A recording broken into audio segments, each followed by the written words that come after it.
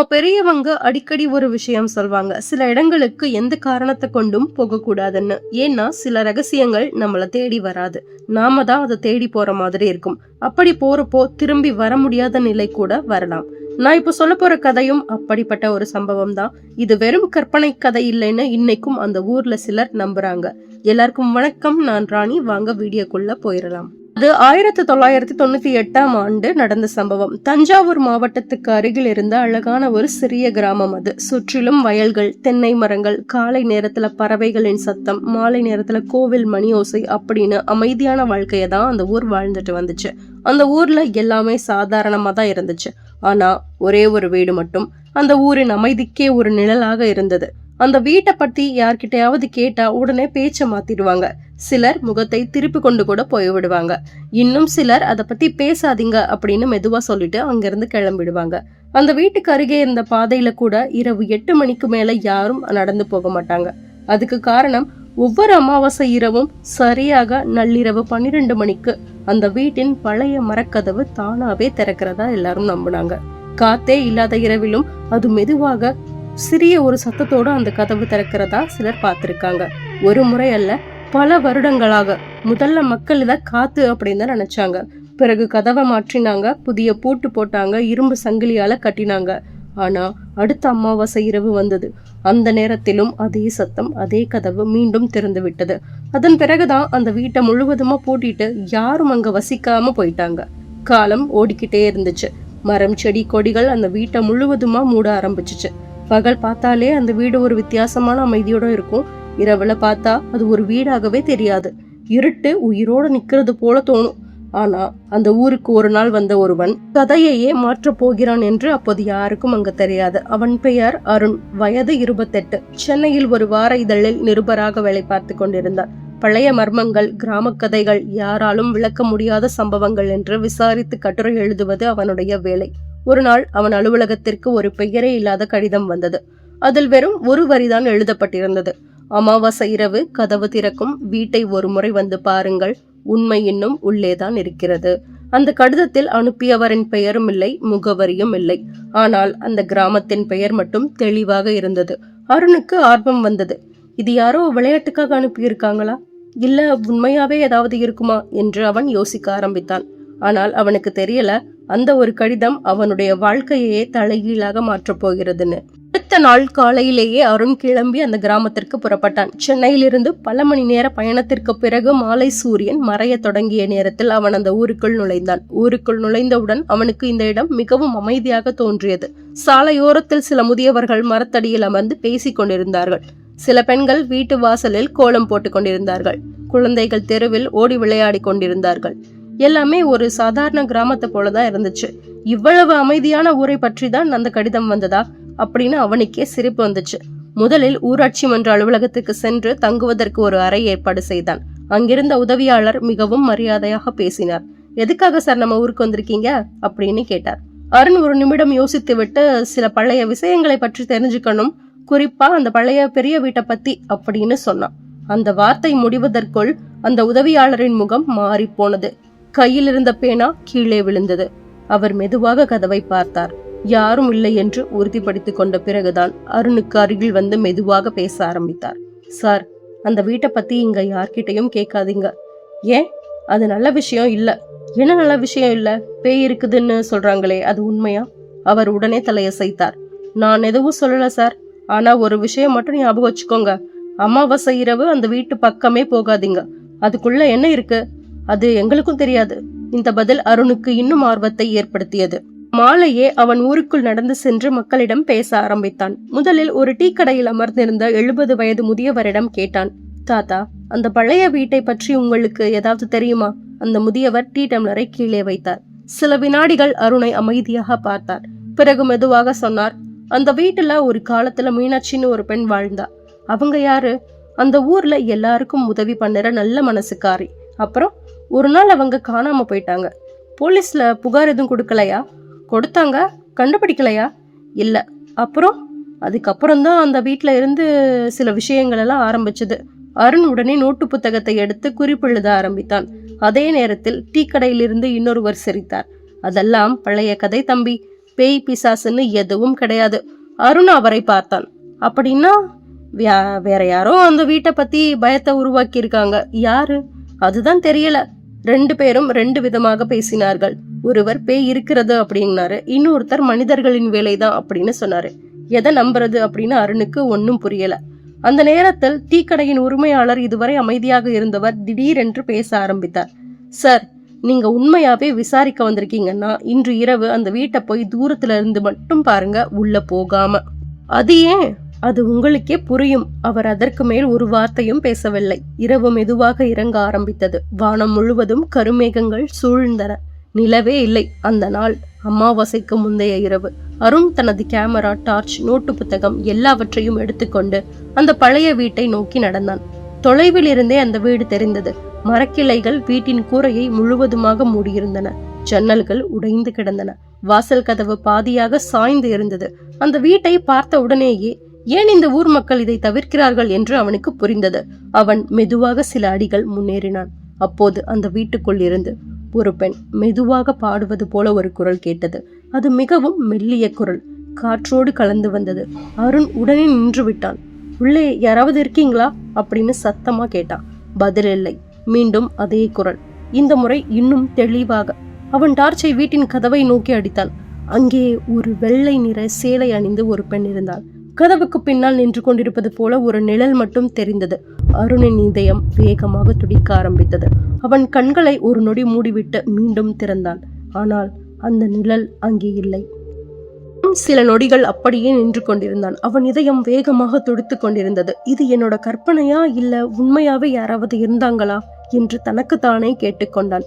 தைரியத்தை வரவழைத்துக் கொண்டு மீண்டும் டார்ச்சை அந்த கதவை நோக்கி அடித்தான். இந்த முறை அங்கே யாரும் இல்லை. கதவு மட்டும் மெதுவாக காற்றில் அசைவது போல அசைந்து கொண்டிருந்தது. ஆனால் ஒரு விஷயம் மட்டும் அவனுக்கு புரியவில்லை. அந்த இரவு காற்றே இல்லை. அப்படி இருக்க கதவு எப்படி அசைகிறது? அருண் இன்னும் கொஞ்சம் அருகே சென்றான். அவன் ஒவ்வொரு அடியும் எடுத்து வைக்கும் போதும் உலர்ந்த இலைகள் நசுங்கும் சத்தம் மட்டும் கேட்டுக்கொண்டே இருந்தது. வீட்டின் வாசலுக்கு இன்னும் 10 அடி தூரம் இருந்த போது திடீரென்று அவன் பின்னால் யாரோ நின்றிருப்பது போல ஒரு உணர்வு வந்தது. அவன் வேகமாக திரும்பி பார்த்தான். யாரும் இல்லை. அமைதியாயிரு அருண், பயப்பட ஆரம்பிச்சா எதுவுமே சரியா யோசிக்க முடியாது என்று தனக்குத்தானே சொல்லிக் கொண்டான். அவன் மீண்டும் வீட்டை பார்த்தான். அப்போது வீட்டின் வலது பக்க ஜன்னலில் இருந்து யாரோ திரையை விலக்கி பார்ப்பது போல ஒரு சிறிய அசைவு தெரிந்தது.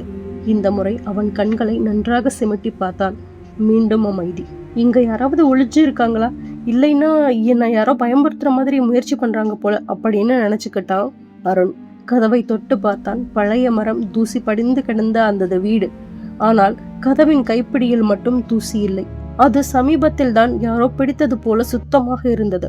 அருணின் புருவம் சுருங்கியது. இங்க யாரோ வராங்க. அந்த நேரத்தில் அவன் டார்ச்சின் ஒளி தரையில் விழுந்தது. அங்கே புதிய காலடி தடங்கள் இருந்தன. அவை வீட்டுக்குள் போயிருந்தன. ஆனால் வெளியே வந்த தடங்கள் இல்லை. அவன் உடனே மண்டியிட்டு அந்த தடங்களை பார்த்தான். அவை ஒரு பெண்ணின் காலடி தடம் போல இருந்தது. சிறிய பாதம், வெறுங்கால், மண் இன்னும் ஈரமாக இருந்தது. இப்போதான் யாரோ உள்ளே போயிருக்கணும். அவன் டார்ச்சை வீட்டுக்குள் அடித்தான். உடைந்த நாற்காலி, தூசி படிந்த சுவர், சிலந்தி வலை, வேறு எதுவும் தெரியவில்லை. அவன் உள்ளே போகலாமா என்று யோசித்துக் கொண்டிருந்த நேரத்தில் திடீரென்று அவன் சட்டை பைக்குள் இருந்த மொபைல் ஒலித்தது. அந்த அமைதியான இரவில் அந்த சத்தம் அவனை திடுக்கிட வைத்தது. அவனுடைய ஆசிரியர் அழைத்திருந்தார். அருண், ஊருக்கு போயிட்டியா? ஆமா சார். அந்த வீட்டை பாத்தியா? இப்போ அதுக்கு முன்னாடிதான் நிக்கிறேன். சில நொடிகள் அமைதியா இருந்தார். பிறகு ஆசிரியர் மெதுவாக சொன்னார், இன்னைக்கு உள்ள போகாத. ஏன் சார்? நீ அனுப்பின அந்த வீட்டோட போட்டோவை நான் பழைய பதிவுகளோட ஒப்பிட்டு பார்த்தேன். என்ன தெரிய வந்துச்சு? அந்த வீடு 30 வருஷத்துக்கு முன்னாடி இருந்த மாதிரியே இன்னைக்கும் இருக்கு. அருண் சிரித்தான். அதுல என்ன ஆச்சரியம் இருக்கு சார்? ஆச்சரியம் அது இல்ல. ஆசிரியரின் குரல் நடுங்கியது. 30 வருஷத்துக்கு முன்னாடி எடுத்த போட்டோவுல வாசல்ல நின்று இருந்த அதே வெள்ளை சேலை கட்டிய பெண் நீ இப்போ அனுப்பின போட்டோலையும் இருக்கா. அருணின் முகத்தில் இருந்த சிரிப்பு உடனே மறைந்தது. என்ன சொல்றீங்க சார்? நீ இப்பவே அந்த இடத்தை விட்டு கிளம்பு. இந்த வார்த்தை முடியும் முன்பே அருண் மெதுவாக திரும்பி வீட்டை பார்த்தான். இந்த முறை வாசல் கதவு முழுவதுமாக திறந்து கிடந்தது.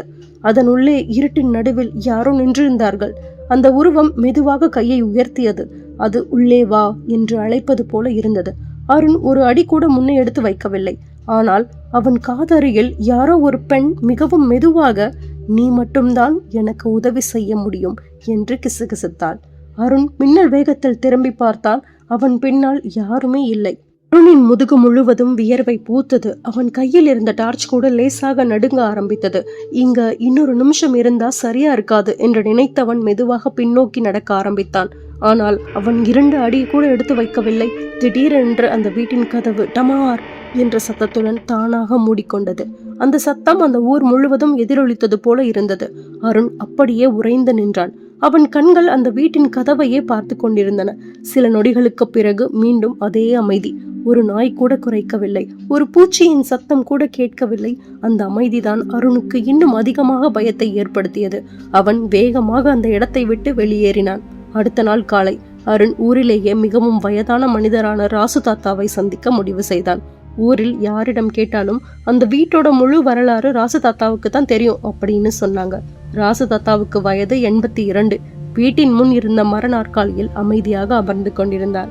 அருணை பார்த்ததும், நேத்து ராத்திரி அந்த வீட்டுக்கு போயிருந்தியா அப்படின்னு கேட்டார். அருண் அதிர்ச்சி அடைந்தான். உங்களுக்கு தாத்தா எப்படி தெரிஞ்சது? தாத்தா சிரித்தார். உன் முகமே சொல்லுது. அருண் அமைதியாக அமர்ந்தான். தாத்தா, உண்மையாவே அந்த வீட்ல என்ன நடந்துச்சு? ராசு தாத்தா ஆழமாக மூச்சை இழுத்தார். இந்த கதையை நான் இதுவரைக்கும் யார்கிட்டையும் முழுசா சொல்லல. இப்போ சொல்ல வேண்டிய நேரம் வந்துடுச்சு. அருண் தனது நோட்டு புத்தகத்தை எடுத்தான். தாத்தா மெதுவாக சொல்ல ஆரம்பித்தார். 30 வருஷத்துக்கு முன்னாடி அந்த வீட்டுல மீனாட்சி அப்படிங்கிற பெண் வாழ்ந்தா. அவங்க ரொம்ப நல்ல மனசிதான். யாருக்காவது உதவி வேணும்னா முதல்ல ஓடி போய் நிப்பாங்க. ஆனா அந்த வீட்டோட சொத்துக்காக அவங்களோட உறவினர்களுக்கு பேராசை வந்துச்சு. அவங்கள மிரட்டினாங்க. வீட்டை எழுதி கொடுக்குமாறு சொன்னாங்க. ஆனா மீனாட்சி மறுத்துட்டாங்க. அருண் கவனமாக கேட்டுக்கொண்டிருந்தான். அது ஒரு அமாவாசை இரவு. அவங்க திடீர்னு காணாம போயிட்டாங்க. அடுத்த நாள் எல்லாரும் தேடினாங்க, எங்கேயும் கிடைக்கல. போலீஸும் வந்துச்சு, விசாரணையும் நடந்துச்சு. ஆனா எந்த தடயமும் கிடைக்கல. அருண் உடனே கேட்டான், அப்படின்னா அவங்கள யாரோ கொலை பண்ணிட்டாங்களா? தாத்தா நேரடியாக பதில் சொல்லவில்லை. அவர் மெதுவாக வீட்டுக்குள் சென்று ஒரு பழைய மரப்பெட்டியை எடுத்துக்கொண்டு வந்தார். அதை திறந்து ஒரு கருப்பு வெள்ளை புகைப்படத்தை அருணிடம் கொடுத்தார். அந்த புகைப்படத்தில் ஒரு இளம் பெண் சிரித்து கொண்டிருந்தாள். வெள்ளை நிற சேலை, நெற்றியில் பெரிய குங்குமம். அந்த முகத்தை பார்த்த உடனேயே அருணின் கைகள் நடுங்கின. இது இது நேற்று ராத்திரி நான் பார்த்த அதே முகம், அவன் மெதுவாக சொன்னான். ராசு தாத்தா அமைதியாக அவனை பார்த்தார். நீ பார்த்தது யாருன்னு இப்ப புரியுதா? அருண் பேசவே முடியாம உட்கார்ந்திருந்தான். அதே நேரத்தில் அந்த பழைய புகைப்படத்தின் பின்புறமும் ஏதோ எழுதப்பட்டிருப்பதை அவன் கவனித்தான். அதை திருப்பி பார்த்தான். அதில் ஒரே ஒரு வரி மட்டும் இருந்தது. அந்த வரி, என்னை தேடாதீர்கள், வீட்டையே தேடுங்கள். அருண் குழப்பமடைந்தான். வீட்டையே தேடணும்னா என்ன அர்த்தம்? ராசு தாத்தா தலையசைத்தார். அந்த அர்த்தம் எனக்கும் தெரியல, ஆனா உனக்கு தெரியலாம். அந்த வார்த்தைகள் அருணின் மனதில் மீண்டும் மீண்டும் ஒலித்து கொண்டே இருந்தன. அந்த மாலையே அவன் மீண்டும் அந்த வீட்டுக்கு செல்ல முடிவு செய்தான். ஆனால் இந்த முறை வெறும் கேமராவுடன் அல்ல, ஒரு மண்வெட்டி, ஒரு கயிறு மற்றும் ஒரு பழைய வீட்டின் வரைபடத்துடன் சென்றான். ஏனென்றால் வீட்டையே தேடுங்கள் அப்படின்னு அந்த போட்டோல இருந்துச்சு இல்லையா? அந்த வீட்டுக்குள் இன்னும் யாருக்கும் தெரியாத ஒரு ரகசியம் மறைந்திருப்பதாக அவனுக்கு தோன்றியது. அவன் அதை தேட ஆரம்பிக்க போகிறான். ஆனால் அவன் தேட போகும் அந்த ரகசியம் பல வருடங்களாக அவனுக்காக காத்து கொண்டிருந்தது. மாலை நேரம் மெதுவாக இருளில் கரைந்து கொண்டிருந்தது. அந்த நாளும் அமாவாசைதான். ஊர் முழுவதும் வழக்கத்தை விட சீக்கிரமாக வீட்டுக்குள் அடங்கின. தெருவில் ஆள் நடமாட்டமே இல்லை.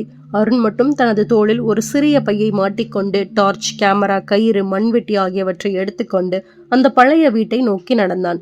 இந்த முறை அவன் மனதில் பயத்தை விட ஆர்வம்தான் அதிகமாக இருந்தது. என்னை தேடாதீர்கள், வீட்டையே தேடுங்கள். இந்த ஒரு வரிதான் அவன் மனதில் மீண்டும் மீண்டும் ஒலித்து கொண்டிருந்தது. வீட்டின் வாசலுக்கு வந்தான். கதவு வழக்கம் போல மூடியே இருந்தது. அவன் கையை வைத்து மெதுவாக தள்ளினான். சில சத்தத்துடன் கதவு திறந்தது. இந்த முறை அவன் தயங்கவில்லை. மெதுவாக வீட்டுக்குள் நுழைந்தான். டார்ச்சின் வெளிச்சம் சுவர்களில் படர்ந்தது. சுவர்கள் முழுவதும் விரிசல்கள், மேலே உடைந்த ஓடுகள், மூளை முழுவதும் சிலந்தி வலை. ஆனால் அந்த வீட்டுக்குள் ஒரு விசித்திரமான வாசனை வீசியது. அது மல்லிகைப்பூ வாசனை. அது புதிதாக பறித்த பூவின் மனம் போல இருந்தது. இத்தனை வருஷமா யாரும் இல்லாத வீட்டுல இந்த வாசனை எப்படி வருது அப்படின்னு அருண் மெதுவா யோசிக்க ஆரம்பிச்சான். அவன் வீட்டை முழுவதும் ஆராய ஆரம்பித்தான். ஒரு அறை, 2 அறை, சமையல் அறை, பூஜை அறை, எங்கும் தூசி மட்டும்தான் இருந்தது. எந்த ரகசியமும் கிடைக்கவில்லை. அவன் வெளியே போகலாம் என்று திரும்பிய போது திடீரென்று சில கொலுசு சத்தம் அவனுக்கு கேட்டது. அந்த சத்தம் வீட்டின் பின்புறத்திலிருந்து வந்தது. அருண் மெதுவாக அந்த சத்தத்தை பின்தொடர்ந்தான். வீட்டின் பின்புறம் சென்ற போது அங்கே ஒரு பழைய கிணறு இருந்தது. கிணற்றை சுற்றி புதர்கள் மண்டி கிடந்தன. அந்த நேரத்தில் மீண்டும் அதே பெண்ணின் குரல், கீழே பார் என்று மிகவும் மெதுவாக கேட்டது. அருண் திடுக்கிட்டான். அவன் டார்ச்சை கிணற்றுக்குள் அடித்தான். தண்ணீர் மிகவும் குறைவாக இருந்தது. ஆனால் கிணற்றின் ஓரத்தில் ஒரு பழைய இரும்பு வளையம் சுவரில் பொருத்தப்பட்டிருந்தது. அது சாதாரணமாக தெரியவில்லை. அருண் கயிற்றை கட்டிக்கொண்டு மெதுவாக கீழே இறங்க ஆரம்பித்தான். கீழே சென்றதும் அந்த இரும்பு வளையத்தை இழுத்து பார்த்தான். முதலில் அசையவில்லை. முழு பலத்தையும் பயன்படுத்தி மீண்டும் இழுத்தான். திடீரென்று ஒரு சத்தம் கேட்டது. அடுத்த நொடியே கிணற்றின் சுவரில் இருந்த ஒரு பெரிய கல் மெதுவாக விலகியது. அதன் பின்னால் ஒரு சிறிய ரகசிய பாதை. அருணின் இதயம் இப்பொழுது வேகமாக துடித்தது. இதுதான் அந்த ரகசியமா அப்படின்னு நினைச்சபடியே டார்ச்சை எடுத்துக்கிட்டு உள்ள நுழைஞ்சான். அந்த பாதை மிகவும் குறுகலாக இருந்தது. சுமார் 20 அடி நடந்த பிறகு ஒரு சிறிய அறை. அந்த அறையின் நடுவில் ஒரு பழைய மரப்பெட்டி. அதன் மீது பல வருட தூசி படிந்திருந்தது. அருண் மெதுவாக அந்த பெட்டியை திறந்தான். அதற்குள் நகைகள் இல்லை, தங்கம், பணம் எதுவும் இல்லை. ஆனால் 100கணக்கான கடிதங்கள் இருந்தன. அதோடு ஒரு தடிமனான டைரியும் இருந்தது. அந்த டைரியின் முதல் பக்கத்தில் மீனாட்சி என்று அழகாக எழுதப்பட்டிருந்தது. அருண் நடுங்கும் கைகளால் அதை திறந்தான். முதல் பக்கத்திலேயே ஒரு வரி: எனக்கு ஏதாவது நடந்தா என்ன பேய்னு நம்பாதீங்க, என்னை உயிரோடு விடாத மனிதர்களை தேடுங்கள். அருணின் கண்கள் விரிந்தன. அவன் அடுத்தடுத்த பக்கங்களை வேகமாக புரட்டினான். ஒவ்வொரு பக்கத்திலும் மீனாட்சி தனது உறவினர்கள் தன்னை மிரட்டியது, சொத்தை எழுதி கொடுக்க சொன்னது, மறுத்தால் உயிரோடு விடமாட்டோம் என்று மிரட்டியது, எல்லாவற்றையும் தேதி வாரியாக எழுதி வைத்திருந்தாள். அருணுக்கு இப்போது எல்லாமே புரிய ஆரம்பித்தது. அப்படின்னா ஊர் முழுக்க பேய் கதைன்னு பரவுனது யாரோ திட்டமிட்டே பரப்பின கதை. அவன் அந்த டைரியை எடுத்துக்கொண்டு வெளியே வர நினைத்தான். அந்த நேரத்தில் அந்த அறையின் காற்றே திடீரென்று மிகவும் குளிர்ந்து போனது. டார்ச்சின் வெளிச்சம் மினுமினுத்தது. அவன் மெதுவாக திரும்பி பார்த்தான். அங்கே வெள்ளை சேலை அணிந்த அதே பெண் முறை மிகவும் தெளிவாக நின்று கொண்டிருந்தாள். ஆனால் அவள் முகத்தில் கோபமில்லை, ஒரு அமைதியான சிரிப்பு மட்டும்தான் இருந்தது. அவள் மெதுவாக டைரியை பார்த்தாள். பிறகு அருணை பார்த்து தலையசைத்தாள். உண்மை வெளியே போகட்டும் என்பது போல. அடுத்த நொடியே அந்த உருவம் மெதுவாக புகையாக கரைந்து மறைந்தது. அருண் சில வினாடிகள் பேசாமல் நின்றான். அவன் பார்த்தது உண்மையா அல்லது அவனுடைய மனப்பிரம்மையா? அதற்கு அவனிடமே பதில் இல்லை. ஆனால் அந்த டைரி மட்டும் அவன் கையில் உண்மையாக இருந்தது. அருண் அந்த டைரியையும் பழைய கடிதங்களையும் மிகவும் கவனமாக தனது பைக்குள் வைத்தான். அவன் மீண்டும் அந்த ரகசிய பாதையை விட்டு வெளியே வந்தான். கிணற்றிலிருந்து மேலே ஏறி வீட்டின் வாசலுக்கு வந்தபோது நேரம் சரியாக நள்ளிரவு 1 மணி ஆகியிருந்தது. அந்த நேரத்தில் அவன் இதுவரை பலரிடம் கேட்டு மட்டும் தெரிந்து கொண்டிருந்த அந்த சம்பவம் அவன் கண் முன்னாலேயே நடந்தது. ஒரு சத்தம் கேட்டது. அந்த பழைய மரக்கதவு மெதுவாக தானாக திறந்தது. இந்த முறை அருண் பயப்படவே இல்லை. அமைதியாக அந்த கதவை பார்த்து கொண்டிருந்தான். அப்போது வீட்டுக்குள்ளிருந்து ஒரு குளிர்ந்த காற்று வெளியே வந்தது. அந்த காற்றோடு சேர்ந்து மல்லிகைப்பூவின் மனமும் வந்தது. சில நொடிகள் கழித்து அந்த வாசனை மெதுவாக குறைந்து மறைந்து போனது. அதே நேரத்தில் அந்த வீட்டுக்குள் பல வருடங்களாக இருந்த ஒரு கனமான அமைதி உறைந்தது போல அருணுக்கு ஒரு உணர்வு ஏற்பட்டது. இந்த வீடு இவ்வளவு ஒரு வருடமாக ஏதோ ஒன்றை எதிர்பார்த்து காத்திருந்துச்சு அப்படின்னு அவன் மனசுக்குள்ள நினைச்சுக்கிட்டான். நாள் காலை அருண் நேராக மாவட்ட காவல் கண்காணிப்பாளர் அலுவலகத்திற்கு சென்றான். அவன் கண்டுபிடித்த டைரி, கடிதங்கள், பழைய புகைப்படங்கள் என அனைத்தையும் அதிகாரிகளிடம் ஒப்படைத்தான். முதலில் அவர்கள் பெரிதாக நம்பவில்லை. ஆனால் டைரியில் இருந்த தேதிகள் அந்த காலத்து காவல் நிலைய பதிவுகளோடு சரியாக பொருந்தின. கடிதங்களில் இருந்த கையெழுத்துக்கள் மீனாட்சியின் வங்கி ஆவணங்களில் இருந்த கையெழுத்தோடு ஒன்றாக இருந்தது. விசாரணை மீண்டும் தொடங்கப்பட்டது. பல ஆண்டுகளாக யாரும் திறக்காத கோப்புகள் மீண்டும் தூசி தட்டப்பட்டன. அந்த காலத்தில் உயிரோடு இருந்த சில உறவினர்களிடம் மீண்டும் விசாரணை நடத்தப்பட்டது. முதலில் அவர்கள் எல்லாரும் ஒன்றும் தெரியாதது போலவே நடித்தார்கள். ஆனால் ஒருவரின் வாக்குமூலம் மற்றொருவருடன் ஒத்துப்போகவில்லை. நாட்கள் கடந்து கொண்டே இருந்தன. இறுதியாக 70 வயதை கடந்திருந்த ஒருவன் விசாரணையின் போது உடைந்து அழ ஆரம்பித்தான். நாங்க அவங்கள கொல்லணும்னு நினைக்கல என்று சொல்லி கதறினான். அவன் சொன்ன ஒவ்வொரு வார்த்தையும் அந்த ஊரையே அதிர்ச்சியில் ஆழ்த்தியது. அன்று இரவு மீனாட்சியை மிரட்டி வீட்டு பத்திரத்தில் கையெழுத்து வாங்க முயன்றிருக்கிறார்கள். அவள் மறுத்திருக்கிறாள். தள்ளுமுள்ளு ஏற்பட்டிருக்கிறது. அதில் அவள் தலையில் பலமாக அடிபட்டு அங்கேயே உயிரை விட்டிருக்கிறாள். பயந்து போன அவர்கள் உடலை வீட்டின் பின்புறம் இருந்த அந்த ரகசிய பாதைக்குள் மறைத்து அதன் நுழைவு வழியை கிணற்றுக்குள் மறைத்து விட்டிருக்கிறார்கள். அதற்கு பிறகு யாரும் அந்த வீட்டை நெருங்க கூடாது என்பதற்காக அங்கே பேய் இருக்கிறது என்ற வதந்தியை அவர்களே பரப்பியிருக்கிறார்கள். அந்த ஒரு பொய் 30 வருடங்கள் ஒரு முழு ஊரையே பயத்தில் வாழ வைத்திருந்தது. வாரங்களுக்கு பிறகு மீனாட்சியின் உடல் மரியாதையுடன் அடக்கம் செய்யப்பட்டது. ஊர் மக்கள் அனைவரும் ஒன்று சேர்ந்து அவளுக்காக விளக்கு ஏற்றி பிரார்த்தனை செய்தார்கள். அன்று முதல் அந்த வீட்டின் கதவு அமாவாசை இரவிலும் தானாக திறக்கவே இல்லை. மக்கள் மெதுவாக அந்த வீட்டை பற்றிய பயத்தை மறக்க ஆரம்பித்தார்கள். சில மாதங்களுக்கு பிறகு அந்த வீட்டை சுத்தம் செய்து அங்கே ஒரு சிறிய நூலகம் அமைத்தார்கள். மீனாட்சி நினைவு நூலகம் என்று பெயர் வைத்தார்கள். குழந்தைகள் தினமும் அங்கே வந்து புத்தகம் படிக்க ஆரம்பித்தார்கள். பல வருடங்களாக அழுகையையும் பயத்தையும் மட்டுமே பார்த்த அந்த வீடு மீண்டும் சிரிப்பு சத்தத்தை கேட்க ஆரம்பித்தது. அருண் தனது கட்டுரையை எழுதினான். அதற்கு அவன் வைத்த தலைப்பு, பேயை கண்டுபிடிக்க போனேன், மனிதனின் பேராசையைத்தான் கண்டுபிடித்தேன். அந்த கட்டுரை தமிழகம் முழுவதும் பேசப்பட்டது. ஆனால் அந்த கட்டுரையில் அவன் ஒரு விஷயத்தை மட்டும் எழுதவே இல்லை. அது அந்த வெள்ளை சேலை அணிந்த பெண்ணை பற்றியது. ஏனென்றால் அதை யாரும் நம்ப மாட்டார்கள் என்று அவனுக்கு தெரியும். இந்த சம்பவம் நடந்து சரியாக 1 வருடம் கழித்து அருண் மீண்டும் அந்த ஊருக்கு சென்றான். நூலகத்தை பார்த்தான். குழந்தைகள் சிரித்தபடி படித்துக் கொண்டிருந்தார்கள். அவன் மனம் நிறைந்தது. கிளம்புவதற்காக வெளியே வந்தான். அப்போது நூலகத்தின் வாசலில் ஒரு 10 வயது சிறுமி ஓடி வந்தாள். அண்ணா என்று அழைத்தாள். அவன் திரும்பி பார்த்தான். இத உங்ககிட்ட கொடுக்க சொன்னாங்க அப்படின்னு சொல்லிட்டு அந்த ஒரு சிறிய மல்லிகைப்பூ மாலையை அவன் கையில் வைத்தாள். அருண் ஆச்சரியமாக கேட்டான், யார் கொடுக்க சொன்னாங்கம்மா? அந்த சிறுமி சிரித்து கொண்டே, வெள்ளை சேலை கட்டிய ஒரு அக்கா அப்படின்னு சொன்னான். அருணின் இதயம் ஒரு நொடி நின்றது போல ஆனது. அவன் உடனே சுற்றிலும் பார்த்தான். யாருமே இல்லை. மெதுவாக காற்று வீசியது. மல்லிகைப்பூவின் மனம் அவனை சுற்றி பரவியது. அவன் கையில் இருந்த பூமாலையை பார்த்தான். அது இப்போதுதான் கட்டியதை போல பசுமையாக இருந்தது. அந்த நிமிடம் அருணுக்கு ஒரு விஷயம் மட்டும் தெளிவாக புரிந்தது. உண்மையை வெளிச்சத்திற்கு கொண்டு வந்த பிறகும் சில ஆன்மாக்கள் பழிவாங்குவதற்காக அல்ல, நன்றி சொல்வதற்காகத்தான் நம்மை தேடி வருகின்றன அப்படின்னு நினைச்சுக்கிட்டான். கதை இதோட முடிகிறது. உங்களுக்கு இந்த மாதிரி சுவாரஸ்யமான அமானுஷ்யமான கதைகள் பிடிக்கும்னா நம்ம தமிழ் ஸ்டோரிஸ் சேனலை சப்ஸ்கிரைப் பண்ணி வச்சுக்கோங்க. மீண்டும் ஒரு புதிய கதையோட பார்க்கலாம். நன்றி, வணக்கம்.